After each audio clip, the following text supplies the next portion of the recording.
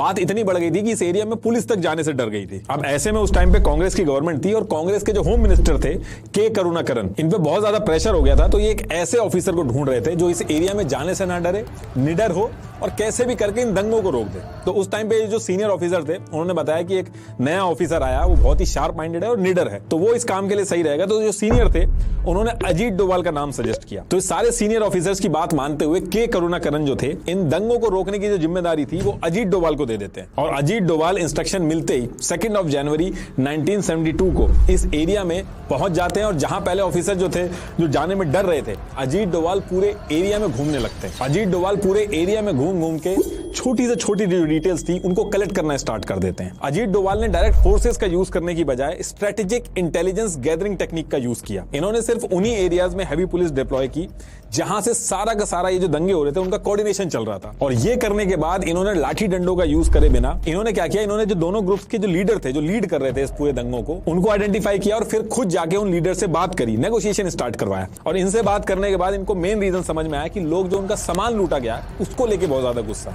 और इसके बाद अजीत डोभाल ने क्या किया, ये सारा सामान ढूंढने के बाद दोनों ग्रुप्स के जो सामान थे वो एक दूसरे के वापस करवाए। और ये जो दंगे थे जो इतने दिन से चल रहे थे, इनको एक ही वीक में बिना किसी वायलेंस के खत्म कर दिया। Farmer director general of police Alexander Jacob ने इन दंगों पे रिपोर्ट बनाई थी। और जब ये रिपोर्ट वापस आई तो अजीत डोभाल की जो स्ट्रैटेजी थी उसकी काफी तारीफ हुई और ये काफी फेमस भी हुए। उस टाइम पे दिल्ली तक इनके बारे में बात स्टार्ट हो गई थी। उस टाइम पे कांग्रेस की सरकार थी और इंदिरा गांधी जी जो थी वो पीएम थी।